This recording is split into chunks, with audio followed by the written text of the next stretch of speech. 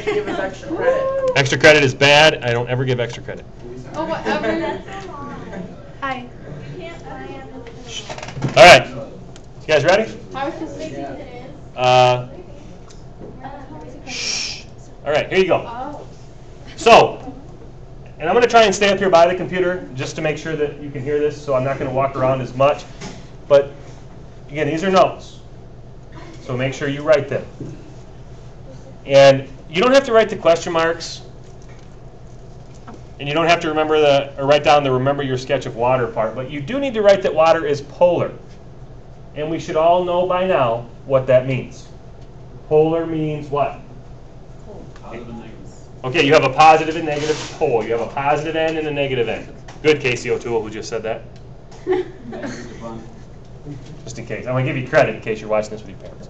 All right. So water is polar, and the reason is, if you guys can't see in the back, there's a whole bunch of electrons around the water at any one time. Like I told you, when you share with your younger sibling, you don't share equally, right? Mm-hmm. Well, that's the same thing here. Oxygen doesn't share equally. Valence electrons, 1, 2, 3, 4, 5, 6, 7, 8. And on the other video that I made, I explain all this. So check it out once I put it on my website. All right? Polar molecule. So what? What does that mean? Well, this is huge. Hydrogen bonding. The positive end, the positive hydrogen end, attracts to the negative oxygen end. And they're called hydrogen bonds, and you usually use these dots to show that. And on the first warm-up screen today, it was there. All right? Water is attracted to hydrogen with a hydrogen bond.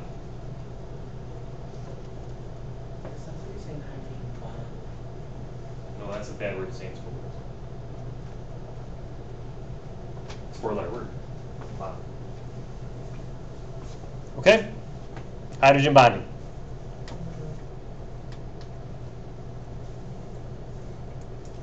You may know what's so super special about water?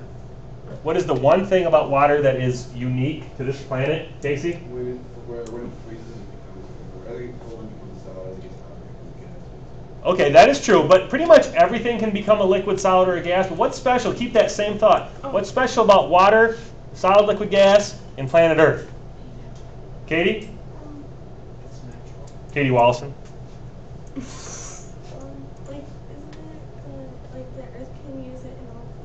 Okay, yes. It's the only thing that's found in all 3 states on planet Earth under natural circumstances. Can you find solid water on planet Earth? Yes. Yeah, in another month we're going to see it all over the place, right? Yeah. Right now you're seeing it liquid everywhere. And in some places, if it's hot enough, you see it as a gas. Look up in the sky, clouds, that's water gas, water vapor, right? So it's the only thing that can be naturally found on the planet in all 3 states. No other compound molecule can do that because their range is too far. Right? To like think about gold, it's a solid, right? You have to heat that up to some ridiculous temperature to make it a gas. Never would you find that on Earth. And to make it a liquid, and then even more to make it a gas. So that's what's special about water. That's why it's so important. All right? So you learned something. Some of you did. Katie didn't because she already knew it. All right. A couple more terms for you. Special property of water. Numbers 2 and 3. Cohesion and adhesion.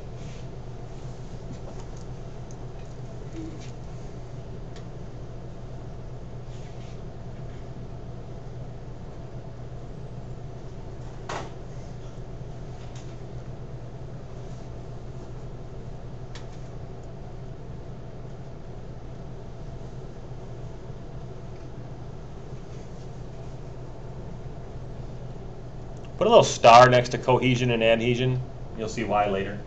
Put a little star next to those. Bam, bam.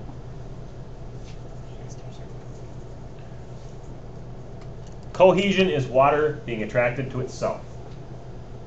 Hydrogen bonding style. Cohesion is the ability of water to attract to other waters.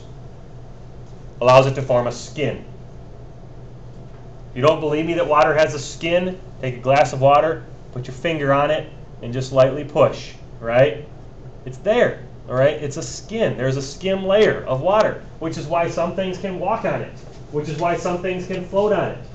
That's what water allows us to do. Every time you swim and do the backs, whatever you call it, float, all right, that's the ability, that's buoyancy, but it's the skin of the water that allows you to do that, all right? Boats, all that stuff. It creates what we call a surface tension, all right? Katie. I mean, yeah, but and don't think of it like rotten milk that's like got this thick layer on the top, you know, or like something crazy like that, or plastic wrap. It's not a skin like that. But yeah, there is a little bit of a skin. And this right here, this picture of the water droplet, that is cohesion. Water sticks to itself. That's why when you start to pour it, it kind of comes out a little bit of like just a little bit of a glob or drops, that kind of stuff. That's cohesion. Water attracting to itself. I'll give you another example, but there's a reason why I'm not going to. All right, the other property of water is adhesion. It sticks to other things. All right, you guys see this right here? See this straw in the water? You guys have all seen this. Put a straw in a glass of pop or a glass of water or whatever. It sticks into the side. It goes up a little bit. That is the ability of water to be attracted to other things. If I pour water on your desk, it beads up. That's adhesion. All right, that is the ability of water to attract to other surfaces. All right. Did I tell you about your heart pumping water through your body yesterday? Mm-hmm. Your heart does not pump the blood hard enough to shoot it all the way up to your head or all the way to your toes. All right, it'd blow your head up if it pumped that hard. Not possible. So how does blood get from your heart to your feet? Adhesion. Gravity. It flows against gravity. I mean, to your feet would be easy. It's going down, but then how the heck does it get back up? Right? How does the blood go from your toes back to your lungs and to your heart? It's got to, right? Adhesion. It's this ability of the blood to actually climb up your veins, into your head, into your ears, into your fingers, into your toes, wherever. That's adhesion. All right? Now, I'm going to move ahead here and show you these pictures a little bit zoomed in and check them out. You guys all know how to read that test tube, don't you? Yep. The graduated cylinder. Do you read it up here, or do you read it down here? Down here at the bottom. Because adhesion is making it stick to the sides of this graduated cylinder. So, quick quiz. How much water is in that graduated cylinder?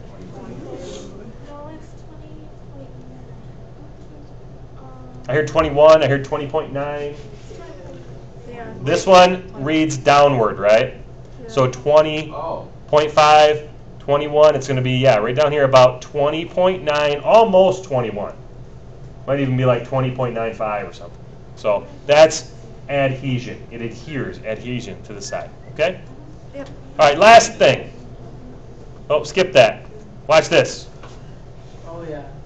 There we go. What is that? This is slow-mo. Does that need blonde or something? How fast did it really go? Yeah, they'll show you. They'll show you how fast here in just a second. They'll put it in real time.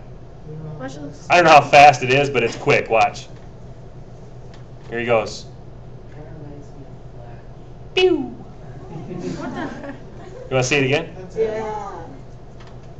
Oh, she would show us the fast one longer.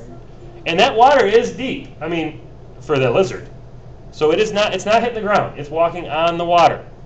What allows it to do that? Surface tension. Hydrogen bonding. Fast legs. Okay, Logan. Seems kind of slow for it to be running on water. Well, and then part of it is his feet are probably really webbed out, you know, so you can increase your surface tension there, or decrease your surface tension. A So lot of things are wet. right, and so yeah, like a duck couldn't do that. Yeah.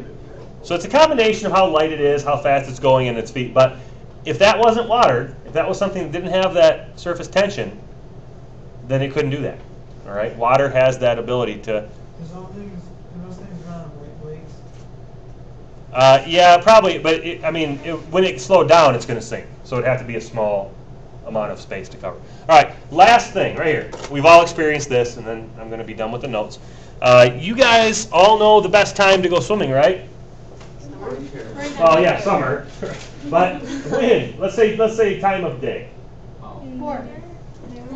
Time of day. And don't you think the water feels the best like in the evening? Yeah, at night. Right. If you wake up at like, you guys in the summer are probably late, but if you were like a normal person and you got up at like 7 o'clock in the morning, like normal people do, then you went out and said, I'm going to take a swim, and you go jump in the lake. It's freezing, right?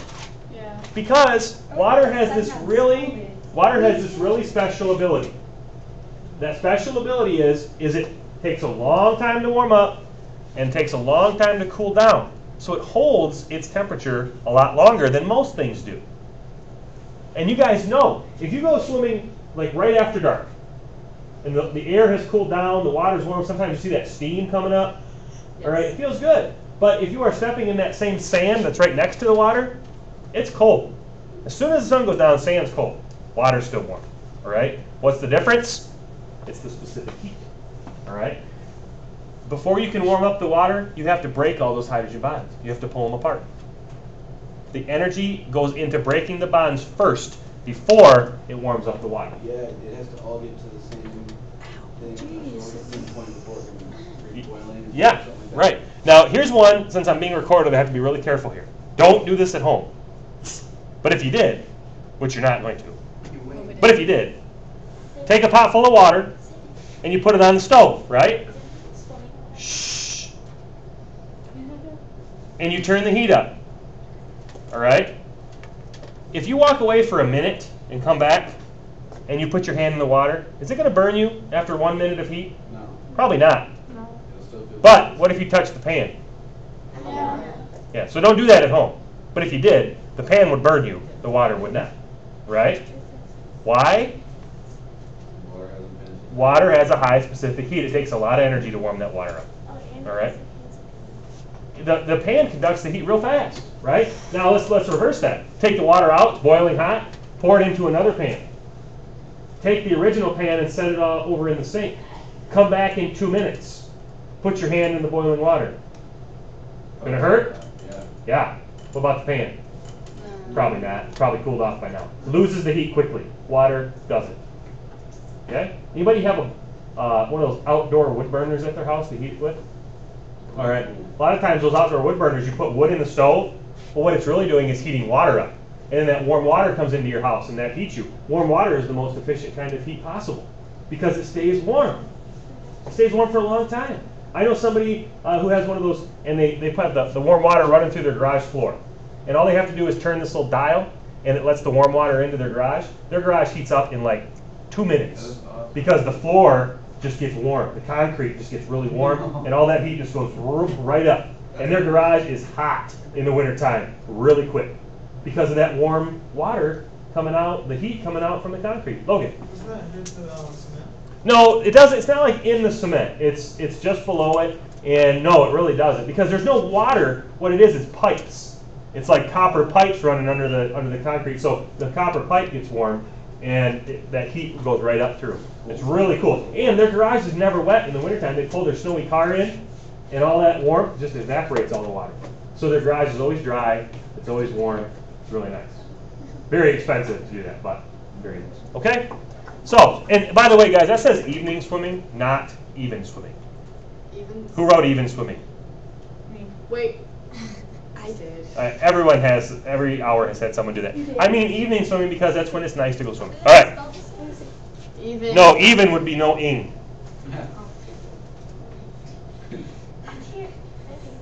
That's cross curriculum right there. I just worked on some English with you guys. All right? All right. And I think that's it for the notes. This sounds like robotic. Even.